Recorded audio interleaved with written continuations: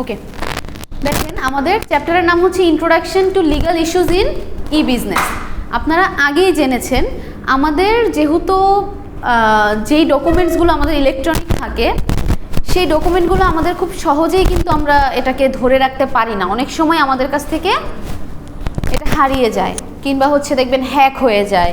তারপর হচ্ছে আপনার ইলেকট্রনিক ডকুমেন্টটা আমরা চাইলেই এটাকে লিগালি যে প্রকাশ করব তার জন্য কিছু আইন কানুন আছে, সেগুলো আমাদের জানতে হবে।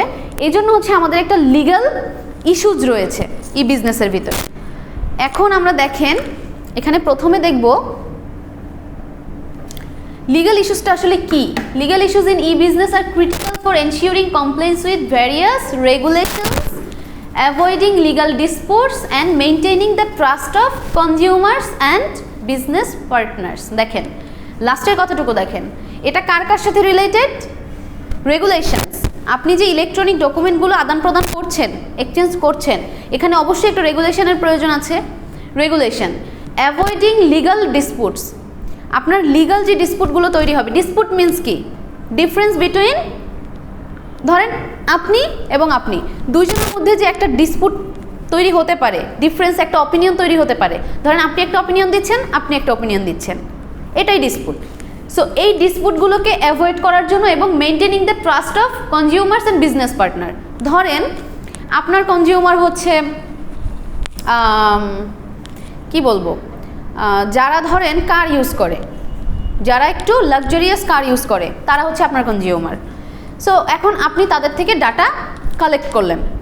কেন আপনি তাদের ডাটা কালেক্ট করে রাখবেন? এই জন্য আপনার কোম্পানিতে যখন নতুন কার আপনি লঞ্চ করছেন তখন আপনি সেটা কাদের কাছে সেল করবেন, তাদেরকে জানাবেন কিভাবে, মার্কেটিং কিভাবে করবেন, তাই না? তো আপনি যদি তাদের ডাটাটা রাখেন, তাদের ফোন নাম্বার, তাদের অ্যাড্রেস, তাদের নাম, তাদের ডিটেলস, অনেক সময় এনআইডি কার্ডের নাম্বারটাও রেখে দেয়। সো আপনি যখন এগুলো রাখবেন তখন সে কোন বিশ্বাসে আপনাকে দেবে বলেন? তার একটা এনআইডি কার্ডের নাম্বার আপনাকে কোন বিশ্বাসে দেবে, যেখানে এনআইডি কার্ডের সাথে তার অনেক অনেক ডিটেলস এখানে যুক্ত। সো আপনি যদি সেখানে বিশ্বস্ত না হন, কেন আপনাকে তারা দেবে, তাই না? এই যে দেখেন মাঝে মাঝে যারা হচ্ছে স্বপ্ন থেকে বা মিনাবাজার থেকে কোনো কিছু কেনেন, প্রায় এসএমএস চেক করে দেখবেন যে স্বপ্নের এসএমএস, মিনাবাজারের এসএমএস, স্যার চালের দাম এত টাকা, ডালের দাম এত টাকা, হ্যাঁ, তারপর হচ্ছে চাল ডালের অফার আসে বিভিন্ন রকমের, তেলের দাম এত টাকা, মাছের দাম এত টাকা, এভাবে করে আপনাকে হচ্ছে অ্যাট্রাক্ট করে এবং আপনাকে বলবে যে স্যার অর মিস এটা শুধুমাত্র আপনার জন্য। ঠিক আছে, বিভিন্ন ওই যে ফোন কোম্পানিগুলো বা আদার্স তারা হচ্ছে বলবে যে শুধুমাত্র আপনার জন্য। আপনি যখন দোকানে যাবেন দেখবেন যে এটা আপনাকেই দিয়ে দিলাম, ঠিক আছে, এটা শুধুমাত্র আপনাকেই এই দামে দিলাম, আর কাউকে দিব না। সো এই জিনিসগুলো কি জানেন? মার্কেটিং। সো আপনি এভাবে করে ক্রেতাদের একটা বিশ্বাস অর্জন করছেন। এখন আপনি যদি এই যে তাদের থেকে যে ডাটাগুলো নিয়ে রাখছেন সেই ডাটাগুলোকে প্রপার ইউজ না করেন, তখন অবশ্যই তারা হচ্ছে আপনার বিরুদ্ধে একটা লিগ্যাল স্টেপ নেবে। সো কোন ভিত্তিতে স্টেপ নেবে, কোন আইনের ভিত্তিতে স্টেপ নেবে? সো এই সবগুলোই কি এই লিগ্যাল ইস্যুজের মধ্যে আছে। এবার দেখেন বিজনেস পার্টনার্স। এই বিজনেস পার্টনারের সাথে আপনি একটা ট্রাস্টের সম্পর্ক মেনটেন করার জন্য আপনার লিগ্যাল ইস্যুজ জানতে হবে। কেন? আপনার ধরেন বিজনেস পার্টনার কেউ আছে, এখন বিজনেস পার্টনারের সাথে আপনার যে কন্ট্রাকচুয়াল যে ব্যাপারগুলো, আপনি যদি সেগুলো রক্ষা না করেন তাহলে কি আপনি বিজনেস চালাতে পারবেন? পারবেন না, বিভিন্ন ধরনের ইস্যুস তৈরি হবে। সো এই ই কমার্সের মধ্যে বা ই বিজনেসের মধ্যে এই জিনিসগুলো বা এই ডিসপুটগুলো যেন না আসে, কিংবা আসলে আপনি কিভাবে সেটাকে সলভ করবেন, এই পুরো জিনিসটাই আমরা এখানে জানবো। এটাই হচ্ছে লিগ্যাল ইস্যুস। বুঝতে পেরেছেন? আচ্ছা, এটা সম্পর্কে অলরেডি আপনাদের জানা হয়ে গিয়েছে, তাই না? প্রেজেন্টেশন দিতে দিতে আপনারা সবাই অভ্যস্ত। তারপরও আমি একটু ব্রিফ দিচ্ছি। Paper documents versus electronic documents. Paper document কি? আমরা হাতে যেগুলো ধরতে পারি, ছুঁতে পারি, দেখতে পারি, তাই না, এগুলো। এবং ট্র্যাডিশনাল পেপার, মানে ট্র্যাডিশনালভাবে যেটা ইউজ করা হয় সেটা আসলে পেপারে ইউজ করা হয়। দেখেন আমাদের এখানে কিন্তু আপনাদের অ্যাটেন্ডেন্স কীভাবে নেওয়া হয় জানেন? পোর্টালে। আমি কিন্তু পোর্টালে এখান থেকে নিয়ে আপলোড দিচ্ছি। সো এটা চাইলেও ভ্যানিশ হবে না। আবার ধরেন পুরো সিস্টেম যদি কোনোভাবে ড্যামেজ না হয় তাহলে এটা নষ্ট হবে না। আবার অনেক সময় হয় কি, সিস্টেমটা কিন্তু ডাবল কপি করা থাকে, যে আমার এখান থেকে ভ্যানিশ হয়ে গেলে আমি অন্য জায়গাতে পাবো। সো এটা আমাদের থেকে যায়। এটা হচ্ছে আপনার ইলেকট্রনিক ডকুমেন্ট। আর আগে কি করা হতো, ওই মানে একটা হচ্ছে কাগজ মেনটেন করা হতো বা একটা ফাইল মেনটেন করা হতো, ওই ফাইলের মধ্যেই কি অ্যাটেন্ডেন্স নেওয়া হতো। সো সেটা হচ্ছে পেপার ডকুমেন্ট বা ট্র্যাডিশনাল ডকুমেন্ট। এখন এখানে কয়েকটা জিনিস দিয়েছে ক্যারেক্টারিস্টিক্স, যেটা বললাম, একটা ফিজিক্যাল আর একটা কি ইনটেনজিবল, আপনি ধরতেও পারেন না, ছুতেও পারেন না, শুধু দেখতে পাচ্ছেন, পড়তে পারছেন। ইভেন আমরা এই যে স্লাইডটা দেখতেছি, এটা কি ইলেকট্রনিক ডকুমেন্ট। আচ্ছা, আমার হাতে এটা পেপার ডকুমেন্ট, ব্যাস এখানে আমার ডিফারেন্স শেষ। এরপর আসেন বেনিফিট। অবশ্যই সব কিছুর একটা করে পজিটিভ আছে, একটা করে নেগেটিভ অবশ্যই আছে। আপনার অনেক পজিটিভের মাঝেও নেগেটিভ থাকবেই। সো আপনার পেপার ডকুমেন্ট আপনি কি ক্যারি করতে পারছেন ঠিকই, কিন্তু খুব সহজে নষ্ট হয়ে যাচ্ছে। আজকে এখান থেকে বেরিয়ে আপনি হচ্ছে কাগজটা নিয়ে বাসায় যাচ্ছেন, কোনো কারণে বৃষ্টি পড়লো, শেষ আপনার ডকুমেন্টটা, কারণ ওখান থেকে কালিগুলো ছড়িয়ে যাবে, ওটা আপনি আর ইউজ করতে পারলেন না। আমি ধরেন আপনাদের খাতাপত্র নিয়ে বাসায় যাচ্ছি, এখন যেতে যেতে বৃষ্টি নামলো, আমার কাছে ছাতা নেই, এবার আপনাদের খাতাগুলো ভিজে গেলে তখন আমি কি করব বলেন? সো এটা খুব সহজেই নষ্ট হয়ে যায়। আর ইলেকট্রনিক ডকুমেন্ট কি চাইলে আমরা এটাকে স্টোর করতে পারি, ধরেন আমার কাছে আমি স্টোর করে রাখলাম, কোনোভাবে এটা কি ডিলিট হয়ে গেল, কিন্তু আমি সেটাকে আরও কোথায় কোথায় রাখতে পারি, ড্রাইভে রাখতে পারি, মেইলে রাখতে পারি, আরেকজনের কাছে আমি পেস্ট করে রাখতে পারি, আমার অন্য পিসিতে রাখতে পারি, বিভিন্ন জায়গায়, যেটা হচ্ছে আমি চাইলেও নষ্ট হবে না। একটা নষ্ট হলে আরেকটা থাকবে, একটা নষ্ট হলে আরেকটা থাকবে। অনেক সময় সেন্ট্রালি কোনো একটা জিনিস থাকে, তখন কি হয়, একদম পুরো সিস্টেম যখন ক্র্যাশ করে বসে তখন আসলে কিছু করার থাকে না। ওটা হয়, ওটা হচ্ছে বিভিন্ন কারণে হয়। অনেক সময় বিভিন্ন ম্যালওয়্যার অ্যাটাক হয়, বিভিন্ন ধরনের ভাইরাস অ্যাটাক হয়, তখন এটা হতে পারে। আচ্ছা, এবার দেখেন হচ্ছে ড্রব্যাকস। ড্রব্যাকস ওই যে বললাম যে পজিটিভ থাকলে নেগেটিভও থাকে। দেখেন আপনি পেপার ডকুমেন্টটার একটা নেগেটিভ সাইড কি, আপনি এটাকে নিয়ে নিয়ে ঘুরতে হচ্ছে, মানে সহজে ক্যারি করতে পারতেছেন না, নষ্ট হয়ে যাচ্ছে, আদার্স ইস্যুস। আর ওখানে আপনার কি হচ্ছে যে মাঝে মাঝে এটা চ্যালেঞ্জগুলো চলে আসে, যেমন আপনি এটার অথেন্টিসিটি যদি প্রুভ করতে যান, এখানে আপনি একটা প্রবলেম ফেস করবেন। আপনার এই ডাটাটা অথেন্টিক কি না এটা বুঝাতেই আপনার কষ্ট হয়ে যাবে। সো এটার জন্য বিভিন্ন আইন এখন তৈরি হয়েছে, ডিজিটাল অ্যাক্ট তৈরি হয়েছে, সো ওগুলোর মাধ্যমে এগুলো প্রুফ করতে হয়। সো এটা একটা হচ্ছে একটা ড্রব্যাক হিসেবে ধরতে পারেন। এবার আসেন লিগাল কনটেক্সট, একদম ইজি যে এটা আপনার পেপার ডকুমেন্টটা একদম মানে ট্র্যাডিশনালি অ্যাকসেপ্টেড, কিন্তু ইলেকট্রনিক ডকুমেন্ট এখনও ট্র্যাডিশনালি অ্যাকসেপ্টেড না হলেও এটার জন্য একটা আইন তৈরি হয়েছে, যে দেখেন ইলেকট্রনিক কমিউনিকেশনস অ্যাক্ট 2000, এখানে হচ্ছে একটা ফ্রেমওয়ার্ক দেওয়া হয়েছে যেটার মাধ্যমে আপনি ইলেকট্রনিক সিগনেচারটাও রিকগনাইজ করতে পারবেন। অনেক সময় আমরা কি হয় যে সিগনেচারটা বুঝতে পারি না যে আসলে এটা কি রাইট নাকি রং, অনেক সময় স্ক্যান কপি পাঠায়, স্ক্যান কপি কি এটা কি সত্যি নাকি মিথ্যা বুঝতে পারি না।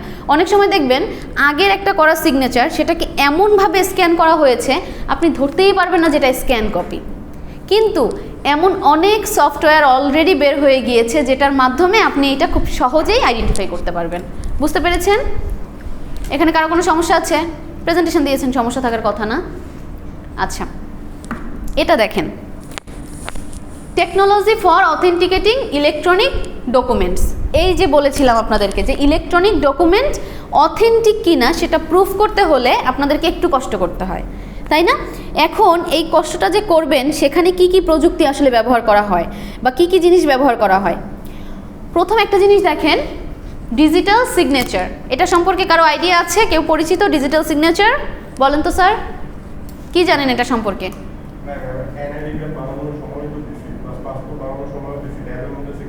রাইট, আচ্ছা, পাসপোর্ট যখন বানিয়েছেন তখন একটা এরকম ট্যাব দেয়, তাই না? ওই ট্যাবের মধ্যে আপনি একটা পেন নিয়ে, ওই ট্যাবেরই পেন থাকে, সেটা দিয়ে আপনি সিগনেচার করছেন।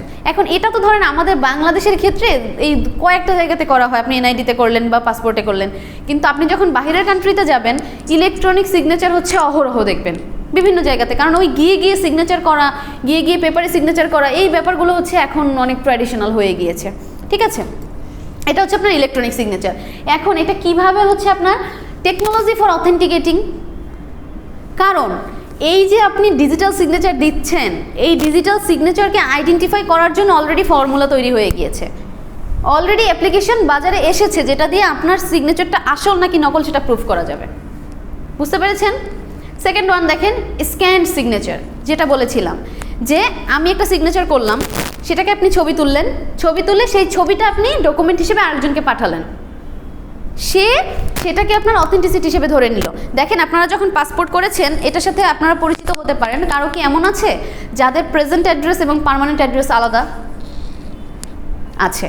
আচ্ছা, আমার নিজেরও ছিল প্রেজেন্ট এবং পার্মানেন্ট আলাদা।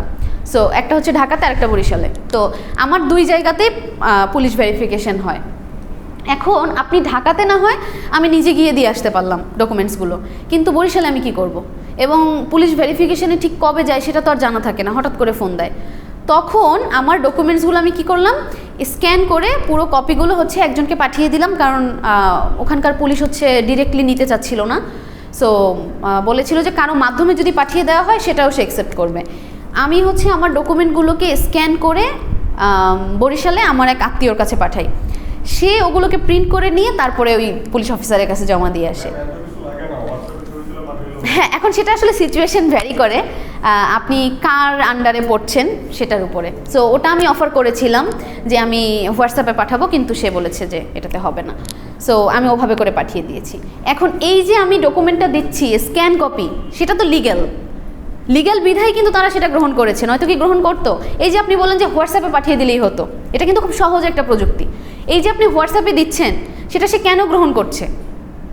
এটা লিগ্যাল আছে বিধায়, এটার মানে লিগ্যালিটি আছে বিধায় তারা গ্রহণ করছে, নয়তো তারা গ্রহণ করতো না। সো স্ক্যান কপি বা স্ক্যান সিগনেচার কী কী হতে পারে? আপনার সিগনেচার হতে পারে, আপনার ছবি হতে পারে, এনআইডি কার্ড হতে পারে, সার্টিফিকেটস হতে পারে, মানে যত জিনিস দিয়ে আপনি যে অথেন্টিক সেটা আপনি প্রুফ করতে চাচ্ছেন, বা আপনার একটা কাজ যে ডকুমেন্টগুলোর মাধ্যমে অথেন্টিক প্রুফ হবে সেটা আপনি প্রুফ করতে চাচ্ছেন। ধরেন এখানে আপনি ভর্তি হবেন, এখন ভর্তির কিছু কাগজ আপনার বাকি আছে, সেই কাগজগুলো আপনাকে বলা হলো যে আপনি অনলাইনে সাবমিট করেন ফাইল আকারে, পিডিএফ আকারে। এখন আপনি সাবমিট করে দিলেন, সো আপনার ভর্তি প্রক্রিয়া ডান।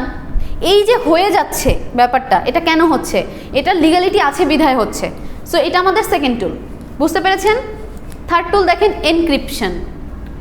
আবারও হেডলাইনটায় আসেন, technology for authenticating electronic document. Electronic ডকুমেন্টটাকে আপনি অথেন্টিক প্রুফ করার জন্য এই টেকনোলজিগুলো ব্যবহার করছেন, রাইট? তাহলে দেখেন এনক্রিপশন, আপনারা কম বেশি সবাই হোয়াটসঅ্যাপ, মেসেঞ্জার, ফেসবুকে এই জিনিসটা অনেকবার দেখেছেন, যখনই আপডেট করে তখনই এনক্রিপশন কথাটা লেখা আসে, দেখেছেন?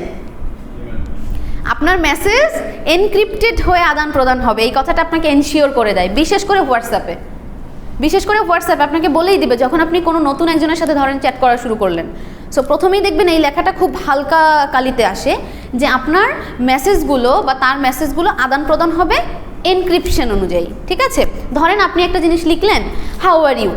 সো এই হাউ আর ইউটা শুধুমাত্র ডিরেক্ট এভাবে যাচ্ছে না, এটা সেল ভেঙে যাচ্ছে, এবং আপনি যেই ইংলিশে ওয়ার্ড লিখতেছেন সেটাকে ধরেন তারা হচ্ছে বিভিন্ন ধরনের 1 2 3 বা এরকম আদার্স কিতে কনভার্ট করে দেন মেসেজটা তারা ওই মানে আপনার হচ্ছে কি বলে ওয়েটা দিয়ে প্রসেস করছে। সো মাঝখানে যদি আপনার এটা স্টোলেন হয়েও যায়, তারা এই মেসেজটা দেখতে পাবে না। কীরকম আপনি বুঝেন? ধরেন আপনার হোয়াটসঅ্যাপটা আপনি অন্য কোনো ফোনে লগ ইন করলেন, এখন আপনার হোয়াটসঅ্যাপটা লগ ইন করতে হলে আপনার যদি এখানে এনক্রিপশন কোনো টেকনোলজি আপনি ইউজ করে থাকেন, তাহলে কি সে লগ ইন খুব সহজে করতে পারবে না। আপনাদের দেখবেন কোড চাইবে, অনেক সময় কি যদি 2 ফ্যাক্টর আপনার হচ্ছে চালু করা থাকে, তাহলে দেখবেন যে আপনার ফোনে অথবা মেইলে একটা ওটিপি যাচ্ছে, সেই ওটিপি আপনাকে দিতে হবে। সেটা দেওয়ার পর এরপর যদি আপনি হোয়াটসঅ্যাপে এমন কোনো অপশন অন করে রাখেন যে আপনার মেসেজটা ভ্যানিশ হয়ে যাবে, ধরেন আপনার মেসেজটা 15 দিন পর ভ্যানিশ হয়ে যাবে, বা প্রতিদিনের মেসেজ এত ঘন্টা পর ওটা হচ্ছে ভ্যানিশ হয়ে যাবে। সো আপনার কিন্তু যেই মেসেজটা ভ্যানিশ হয়ে যাচ্ছে, এখন আপনার হোয়াটসঅ্যাপটা যদি কেউ লগ ইনও করে, সে কি সেই মেসেজটা দেখতে পাবে না।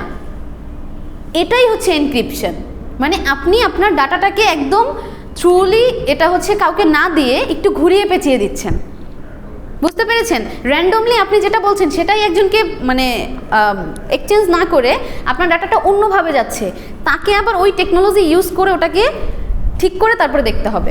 আমি ধরেন আপনাকে পাঠালাম, এখন আপনি জানেন এটাকে কনভার্ট করার কোড কি, ওই কোডটা দিলেই আপনি দেখতে পারবেন এটা কিন্তু আপনি জানেন না কে কনভার্ট করার কোড কি, তাহলে আপনি এটা কনভার্ট করতে পারবেন না।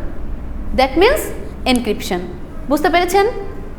আচ্ছা, ফোর্থ ওয়ান দেখেন, পাবলিক কি ইনফ্রাস্ট্রাকচার। এটা সম্পর্কে কারো ধারণা আছে? পাবলিক কি ইনফ্রাস্ট্রাকচার কেউ বলতে পারবেন? একটা পেয়ার অফ কি ব্যবহার করা হয়। পেয়ার অফ কি বলতে কি বোঝায় বলেন তো? পেয়ার মানে কি? জোড়া, মানে কিগুলোকে জোড়ায় ব্যবহার করা হয়। আপনি যে কিটা ইউজ করবেন সেটাকে জোড়ায় ব্যবহার করা হবে। তার মানে আপনি চাইলেও যে একটা জিনিসকে খুব সহজে ভ্যানিশ করে দিতে পারবেন, এটা পারবেন না, ঠিক আছে? আমরা নর্মালি কি ইউজ করি কিভাবে? র্যান্ডমলি দিয়ে দিলাম, কিন্তু এখানে আপনার হচ্ছে পাবলিক কি ইনফ্রাস্ট্রাকচারে দুইটা কি থাকে, প্রাইভেট কি এবং পাবলিক কি। বুঝতে পেরেছেন? একটা প্রাইভেট কি, একটা পাবলিক কি। আপনি যদি দুইটা কি জানেন তখনই আপনি শুধুমাত্র মেসেজটা দেখতে পারবেন বা ডকুমেন্টটা দেখতে পারবেন, নয়তো আপনি দেখতে পারবেন না। প্রথমত আপনার প্রাইভেট কি লাগবে, প্রথমত আপনার পাবলিক কিটা লাগবে। পাবলিক কির মাধ্যমে আপনি কি ইন করতে পারবেন। ইন করতে পারার পরে মেসেজটা দেখতে হলে আপনার প্রাইভেট কি লাগবে। এখন বিভিন্ন ধরনের ওয়েবসাইটকে এইভাবে পেয়ার অফ কি দিয়ে তাদেরকে সিকিউর করে রাখা হয়। বুঝতে পেরেছেন? লাস্ট ওয়ান দেখেন, secure electronic transaction, SET, electronic transaction. এই যে আমরা আমাদের টাকা পয়সা এখন যে আদান প্রদান করছি অনলাইনের মাধ্যমে, তাই না? ব্যাংকের অ্যাকাউন্টে টাকা আমরা ট্রান্সফার করে দিচ্ছি, বিকাশের মাধ্যমে দিচ্ছি, নগদের মাধ্যমে দিচ্ছি। এরপরে হচ্ছে আপনার দেশ বিদেশের সাথে ট্রানজ্যাকশন, ভিসা কার্ড দিয়ে, মাস্টার্স কার্ড দিয়ে, এই যে বিভিন্ন ধরনের ট্রানজ্যাকশনগুলো হয়, এখানে যদি আপনার সিকিউর না থাকে তাহলে আপনি কিভাবে ট্রানজ্যাকশন করবেন? অবশ্যই এখানে আপনার সিকিউরিটি থাকতে হবে। সো এই ট্রানজ্যাকশনের মধ্যে কি কি ব্যবহার করা হয় বলেন তো? আপনারা বিকাশের কথা চিন্তা করে দেখেন, যখন আপনি বিকাশে কাউকে টাকাটা পাঠাচ্ছেন কি হচ্ছে? প্রথমত আপনি আপনার বিকাশে পুরো সব প্রসেসিং শেষ হওয়ার পরে আপনি লাস্ট কি দিচ্ছেন? কি, মানে আপনার যে পাসওয়ার্ড সেটা আপনি দিচ্ছেন। দেওয়ার পরেও কিন্তু বিকাশের টাকাটা যাচ্ছে না, খেয়াল করেছেন? আপনার কিন্তু দেওয়ার পরে আবার একটা এভাবে চাপ দিয়ে ধরে রাখতে হয়, ট্যাপ করে রাখতে হয়। ওই বাটনটা যখন গ্রিন সিগন্যাল হয়ে পুরোপুরি এই পর্যন্ত চলে আসে, দেন ওকে, একটা সবুজ কালারের একটা সাইন আসে। আমি গতকাল কি করেছি, আমি 1 মাসের ডাটা প্যাক কিনতে গিয়েছিলাম। আমি নর্মালি এয়ারটেলে 1 মাসের ডাটা প্যাক কিনি, কারণ ইউনিভার্সিটির বাইরে যখন থাকি তখন তো আমার নেট লাগে, রাস্তায় লাগে, আবার কথা বলার জন্য প্রয়োজন হয়। তো আমি হচ্ছে বান্ডেল কিনি, যেটা আপনার মিনিট এবং জিবি একসাথে থাকে। সো আমি 297 টাকা 1 মাসের জন্য 15 জিবি নেট আর 150 মিনিট মনে হয়, হ্যাঁ এটা কিনি। তো আমি সুন্দরভাবে 298 টাকায় কিনবো, 297 টাকায় কিনবো, এই জন্যই আমি সিলেক্ট করলাম, সব কিছু করলাম। খুব তাড়াহুড়া ছিল, বাসা থেকে বের হব, আমার ফোনে হচ্ছে ব্যালেন্স নাই। তো এই অফারটা নেওয়ার জন্য আমি বিকাশ থেকে লোড করলাম। করার পরে শেষমেশ গিয়ে যখন ওই ট্যাপ করে ধরে রাখবো তখন তো এটা কনফার্ম হবে। ট্যাপ করে ধরে রাখার আগেও আমি খেয়াল করতেছি ওখানে 297 টাকাই, কিন্তু তার পাশে যে 298 টাকা ছিল এটা আমি খেয়াল করিনি। মানে অফারগুলো পাশাপাশি থাকে, আপনি কোন অফারটা নিতে চান বা কিছু। আমি ভুল করে 297 টাকার অফারের জায়গায় আমি 298 টাকায় ক্লিক করে ফেলেছিলাম, এটা আমি একদমই খেয়াল করিনি। তখন আমি ওটা ট্যাপ করে পুরোপুরি কনফার্ম করে ফেললাম, আমার ফোনে মেসেজ আসলো যে হ্যাঁ আমি বান্ডেলটা পেয়েছি। যখন আমি মেসেজটা চেক করলাম তখন আমি আকাশ থেকে পড়লাম যে আমি তো 297 টাকায় আমি 1 মাসের একটা অফার নিছি। পরে আমি দেখলাম 298 টাকা রিচার্জ করলে যে অফারটা সেটা 7 দিনের। সেটা আপনি দেখেন, মানে আমার এক্সপেকটেশন কোথা থেকে কোথায় চলে গেল। এটা কিন্তু এই এনক্রিপশন বা এর মধ্যেই পড়ে। আমাকে কিন্তু তারা বারবার সতর্ক করেছে যে আমি শিওর কিনা, ইভেন ওখানে লেখাও আসে যে আপনি কি এই অফারটা নেবেন, আপনি কি শিওর, এরকম আসে। কিন্তু আমি কিন্তু বারবারই ওটাতে ইয়েস দিয়েছি এবং ট্যাপ করে আমি ওটা নিয়ে নিয়েছি। এখন আমি দেখলাম 298 টাকার যে অফারটা সেটা অনলি 7 দিনের 20 জিবি ইন্টারনেট। আমি 20 জিবি ইন্টারনেট দিয়ে কি করব বলেন? আমার বাসায় ওয়াইফাই, এখানে ওয়াইফাই, শুধু রাস্তার এতটুকু পথ, আর রাস্তায় তো ফোন চালানো হয় না আসলে ওভাবে করে, সিকিউরিটি নেই। এরপরে 300 মিনিট। এখন আপনি আমাকে বলেন আমি 300 মিনিট কার সাথে কথা বলে শেষ করব? এখন কথা হচ্ছে যে সেই 300 মিনিট কথা বলার জন্য সময়টা তো আমার লাগবে। ধরেন আমার হচ্ছে অনেক মানুষজন আছে, তাদের সাথে আমি কথা বলতে পারবো, আত্মীয় স্বজন আছে, খুশিও হবে কল দিলে, কিন্তু আমার সেই 300 মিনিট কথা বলার সময়টা কোথায় বলেন? আমি সকালে বাসা থেকে বের হই 7:30টায়, বাসায় ফিরে রাত 9টায়, তাহলে এরপরে আমি কার সাথে কথা বলবো? তো আমি এরপরে নিজে খুব ট্রাই করলাম, এটা কি ব্যাক করার কোনো উপায় আছে? না, যেহেতু হয়ে গিয়েছে আপনাকে বারবার কনফার্মেশন দিচ্ছে, সো আপনি এরপরেও কি দিচ্ছেন? আমি কিন্তু আমার পাসওয়ার্ড দিয়ে দিয়েছি, তারপরে তারা শিওর করতে চেয়েছে, আমি শিওর হয়েছি, এরপরে আমি ভুল করে ফেলেছি। সো আপনি দেখেন ইলেকট্রনিক ডকুমেন্টে কিন্তু আপনার ড্রব্যাকও আছে। এই যে আমি কিন্তু এটা ফেরত পেলাম না, ঠিক আছে? এখন এটা যদি আমার ইলেকট্রনিক না হয়ে ডিরেক্ট হতো তাহলে কি হতো? আমার ধরেন টাকাটা দিতে গিয়েও হয়তো বা মনে পড়তো, কারণ 298 টাকা আমার তখন দেওয়া লাগতো। আর আমি 297 টাকা দিলে যে আমার বিজোড় সংখ্যাটা দিতাম সেটা তখন আমি বুঝতে পারতাম আমি যে বিজোড় সংখ্যাটা দিচ্ছি, ঠিক আছে? বা দোকানদার আমাকে বলতো যে আপা এটা তো 297 অফার, আপনি 298 দিচ্ছেন। সো ড্রব্যাকগুলো দেখেন আপনারা রিয়েল লাইফের মধ্যেই পেয়ে যাবেন, ড্রব্যাক কী কী, আবার হচ্ছে আপনার সুবিধাগুলো কী কী। সো এই যে সিকিউর ইলেকট্রনিক ট্রানজ্যাকশন, যেটা বোঝাতে গিয়ে উদাহরণটা আসলো, সেটা হচ্ছে আপনারা তাহলে বিকাশে যখন ট্রান্সফার করেন বা নগদে ট্রান্সফার করেন বা কোনো একটা অ্যাকাউন্ট থেকে অ্যাকাউন্টে ট্রান্সফার করেন, সব সময় হচ্ছে আপনাদের কাছে আপনাদের পাসওয়ার্ডটা চায়, আপনাদের পাসওয়ার্ডটা চায়। আবার যদি আপনারা পাসওয়ার্ডের পরেও কোনো সিকিউরিটি দিয়ে থাকেন, আরও অনেক ধরনের সিকিউরিটি আছে, সো সেগুলোও আপনার কাছে চেয়ে থাকে। ওটিপি যায়, অনেক সময় ওটিপি চেয়ে থাকে। সো এই যে কিগুলো ইউজ করা হয় সিকিউর ইলেকট্রনিক ট্রানজ্যাকশনের জন্য, যেই কিগুলো ইউজ করা হয় এগুলোই আসলে এসসিটি। বুঝতে পেরেছেন? তাহলে এখানে আমাদের 5টা টুলস কি কি? ডিজিটাল সিগনেচার, ডিজিটাল একটা হচ্ছে scan signature, encryption, electronic transaction, secure electronic transaction, public কি, ইনফ্রাস্ট্রাকচার। এটাকে বলা হয় PKI আর এটাকে বলা হয় SET। মনে থাকবে? কোথাও কোনো সমস্যা আছে? নেই। পরবর্তীতে যাব। আচ্ছা, দেখেন এটা পড়িয়ে আজকের মতো শেষ করব। লস ফর ই কমার্স, এটা আপনাদের সাথে একটুখানি আমি আলোচনা করেছিলাম, তাই না? করেছিলাম। আচ্ছা দেখেন, আমাদের ই কমার্সের কিছু ল আছে যেগুলো আমাদেরকে জানতেই হবে। প্রথম হচ্ছে বেসিক অফ কন্ট্রাক্ট ইনফরমেশন। আপনি যখন ইলেকট্রনিক্যালি কারোর সাথে কন্ট্রাক্ট করবেন, কোনো একটা চুক্তি করবেন, আমাদের যেমন ফিজিক্যাল কন্ট্রাক্টে আমাদের ল আছে, তেমন ইলেকট্রনিক কন্ট্রাক্টেও কি আমাদের ল আছে। এখন আপনি কারোর সাথে ই কমার্স মানে ই কমার্সের মাধ্যমে আপনি বিজনেসটা করছেন, এখন কি আমাদের বিজনেসের সিংহভাগই কিন্তু আমাদের ই কমার্স, তাই না? বিজনেসের সিংহভাগ কি? E commerce. এখন সেখানে আপনাকে বেসিক মানে একদম বেসিকভাবে আপনাকে 3টা জিনিস জানতে হবে। সেটা হচ্ছে অফার, অ্যাকসেপ্টেন্স, কনসিডারেশন। অফারটা কি? আপনাদেরকে বলেছিলাম যে কেউ একজন ধরেন বাজারে গিয়েছেন, এখন আপনার একটা প্রোডাক্ট পছন্দ হয়েছে, আপনি কি করলেন? তখন হচ্ছে দোকানদারকে বললেন যে এটার দাম কত, এটার দাম কত। দোকানদার আপনাকে বলল এটার দাম 10 টাকা। এখন সেখানে যদি বার্গেনিং করার সুযোগ থাকে, সেখানে যদি বার্গেনিং করার সুযোগ থাকে তখন আপনি বার্গেনিং করবেন। এখন যখন সে আপনাকে এই কথাটা বলল যে এত টাকা এই প্রোডাক্টটার দাম, তার মানে কি সে আপনাকে অফার করছে যে আপনি এত টাকায় নেবেন কিনা। আপনি মাছ বাজারে গেলে ওটা কিন্তু ফিক্স থাকে না, ওটা কিন্তু আপনি দামাদামি করে নিয়ে আসতে পারেন। মাংসের বাজারে গেলেন, সেখানেও আপনি একটু দামাদামি করার সুযোগ থাকে। শাকসবজি কিনবেন, সেটা বাজারে দামাদামি করার সুযোগ থাকে। সুপার শপের ব্যাপারটা আলাদা, সুপার শপে আপনি কোনো দামাদামি করতে পারবেন না, আপনি যাবেন, নিয়ে আসবেন, পেমেন্ট করবেন, শেষ। কিন্তু বেশিরভাগ মানুষই কিন্তু আপনার ওই যে বাজার থেকেই একসাথে অনেকগুলো করে বাজার নিয়ে আসে।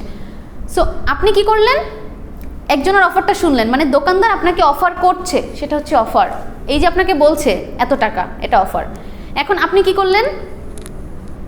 একটা বার্গেনিংয়ে আসলেন, পার আপনি আরেকটা অফার দিলেন যে না আমি 10 টাকায় নিব না, এটাকে আপনি 60 টাকায় দিবেন কিনা। এই যে আপনি নতুন করে আরেকটা অফার করছেন, এটাকে কি বলা হয়? নো, অ্যাকসেপ্টেন্স কিন্তু এখনো হয়নি, কাউন্টার অফার। এই কাউন্টার অফারটা আপনারা পড়েননি আগে? এটা তো পড়ার কথা। আপনাদের কি বিজনেস ল ছিল না? লাল কালার যে একটা বই, বিজনেস ল, কমার্শিয়াল ল, হ্যাঁ হ্যাঁ হ্যাঁ হ্যাঁ হ্যাঁ, ওটাই হচ্ছে business and commercial law. Labour লটা আলাদা, লেবার লটা আলাদা, বিজনেস ল ছিল না। আচ্ছা আচ্ছা আচ্ছা, শোনেন, ওখানে আপনারা এটা পড়তে পারেন কাউন্টার অফার। মানে একজন আপনাকে অফার দিচ্ছে, সেই অফারের পরিবর্তে আপনি আবার কাউন্টার অফার দিচ্ছেন, না আমি এটাতে নিব না, এটাতে আপনি দিবেন কিনা। তো এই কাউন্টার অফারের পরে যখন ওই দোকানদার রাজি হয়ে যাচ্ছে, দেখেন ওই দোকানদার আপনাকে রাজি হচ্ছে এটা দিতে, এবং আপনিও সেটা মেনে নিয়ে বলছেন হ্যাঁ আমি তাহলে এই দামে এই প্রোডাক্টটা নিব, তখন আপনার এটা হচ্ছে অ্যাকসেপ্টেন্স। দোকানদার অফার করলো, আপনি কাউন্টার অফার দিলেন, দেন আপনি এটাকে অ্যাকসেপ্ট করলেন। এরপরে আসেন কনসিডারেশন।